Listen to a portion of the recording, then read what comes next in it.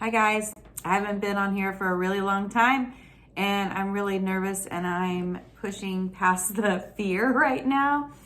But welcome to my Love and Grace with Laurie. I want to share something that I have struggled with for years. Oh my goodness, you guys, I am 52 years old and I'm still struggling with this, but I'm working through and I'm pressing through and I'm trying to learn and grow.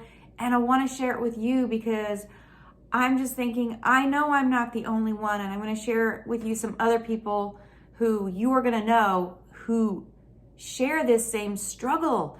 And if you are, I just want you to know you're not alone. And hopefully I can shed some light on that today. But I have struggled with feelings of rejection and insecurity, feeling unloved, unwanted at times in my life from different people. And feelings like these can drive low self-worth. And, when people that you trusted don't show up to support you, you feel excluded from things, not considered, not heard, not defended in your life, even from a young age, back from your childhood. And I felt things as recent as this past week. I've felt these feelings try to come at me. And you all, I have chased after people to win acceptance and approval, this self-worth, this worth that's inside of me, my value, trying to win and earn their love, their approval. And it's been a one-way chase. It's been destroying me, really. It's destroyed my self-worth to pursue people who've not respected me, who've not valued me as a person. Anyway, Trent Shelton, if you know Trent Shelton, he's a former pro football player, which, I'm not big on football, but oh my goodness, he has made it his life's mission to help people know their worth. And the reason why he's doing that is it hit home with him. So he had signed contracts on these teams, and then the contract would get ripped away from him and he wouldn't have a place on the team anymore. Then they go, oh, now we want you. Okay, and then no, we don't want you, we want you, we don't want you. And he realized how much it was jerking him around with his own self-worth caught up in, do they want me? Am I good enough? Am I not good enough? And it was all tied up in his sense of self-worth. And so he's got a lot of great videos out there. Emma Watson is an actress. She's like, man, as a 21-year-old, I was riddled with insecurity. And what was happening is, actors, actresses, they're all made up in their makeup. They're on magazine covers, and all these places all made up. And she was like, I can't live up to this image that I see of myself in this magazine where I'm all made up. And it was just this conflicting issue of her not being able to live up to the person that she looks like on the magazine to her real life at home. And it was tripping her up in her self-worth. Selena Gomez is a pop star. She canceled her world tour and went into therapy for depression and anxiety. Her self-esteem was shot. She basically felt like she wasn't good enough and not capable. I watched a video the other day, this guy named Eric. He grew up, I'm telling you, in like a rough and tough neighborhood, drugs, alcohol, criminal behavior. Eric was totally into drugs and criminal behavior. He had 19 prison trips. He had 30 rehab tries. And he realized at some point it was all due to the fact that he had low self-worth. Like, he didn't believe he was good for anything. He didn't think he was capable of anything. And it just drove this destructive, self-destructive, and other destructive behavior because of it. Chris Powell, do you know who that is? That is the host and guru of The Biggest Loser. I love watching that because I love seeing the transformation of people, and the good that's brought into their lives. But this guy, just on his Facebook post not too long ago, he says, I've been doing a lot of my own mental work over the past few years. It's been quite a journey of discovery. A couple years ago, my therapist told me to put these on my bathroom mirror to declare out loud daily. And then he says, yes, I have seen a therapist and life coaches over the years to help me sort through my emotional junk, holding me back. They are amazing. Anyway, so it's not a shameful thing to see a therapist, a life coach, a counselor. But he says the first note is a deep-rooted emotional need from my childhood that stems from years of being bullied. Chris Powell, when he was a kid. I didn't realize it, and I felt like I had it all figured out, but I've carried that need with me into my adulthood. My deep down, it has driven a lot of my thoughts and behaviors in many situations, and not an emotional, healthy way.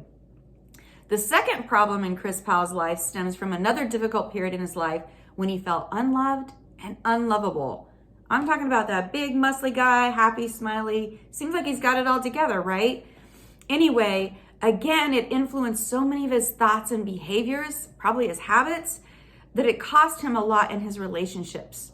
And so he came across these barriers before in his own self-reflection. He was taking time, looking at himself, but he had never done anything about it. But now these are on his bathroom mirror.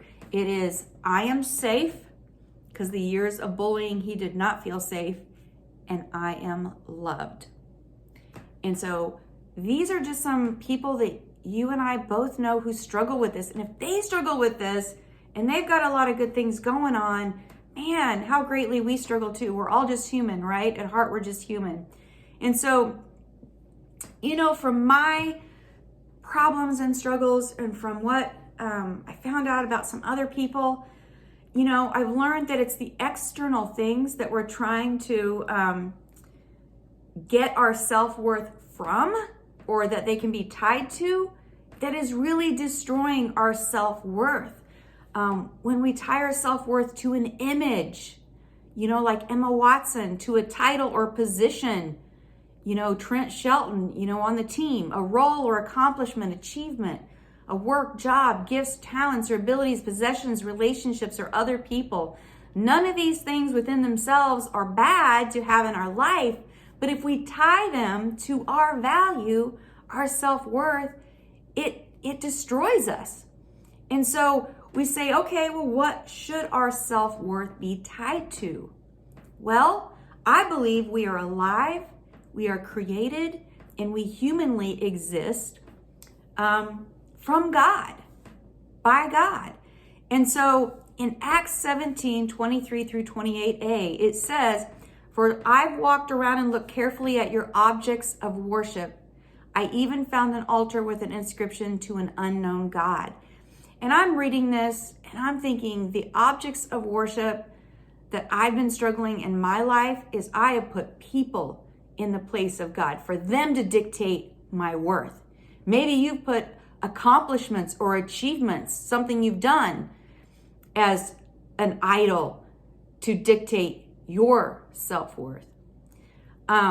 It goes on to say that God, He Himself gives everyone life and breath and everything else. From one man He made all nations that they should inhabit the whole earth. That's why we're here, and marked out at their appointed times in history and the boundaries of their land.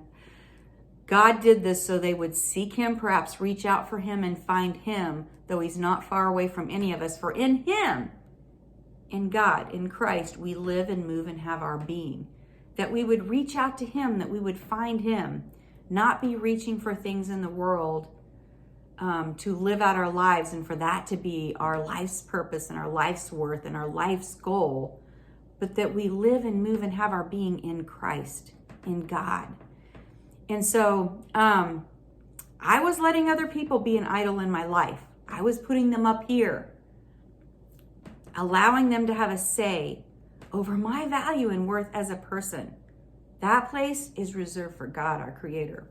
I like this quote by Will Smith. It says, "Stop letting people who do so little for you control so much of your mind, feelings, and emotions," which is exactly what's happened in my life. And so I want to challenge you today to think about the things that make you feel good or loved. Do you have things or people in a position, and are they dictating your self-worth? It's not bad to have things and people, but are they dictating your self-worth?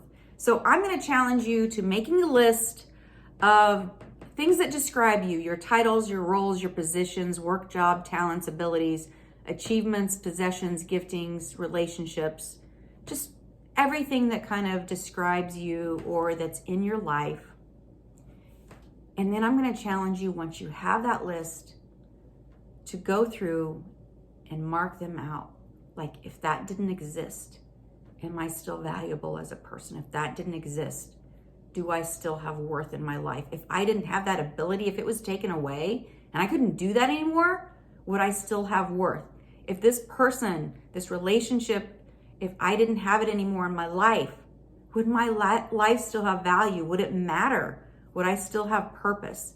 And just take each one of those away.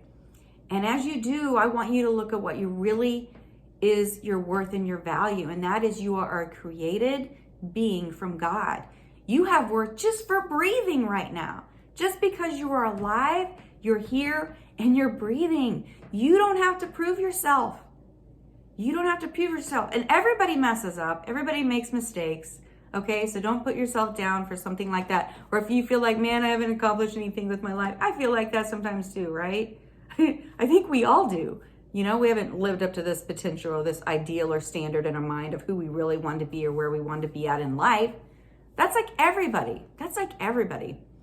So you have value and worth just for being you, just for breathing right now, for being alive here today, just for being here. I like this other quote too. This is by Rob Liano.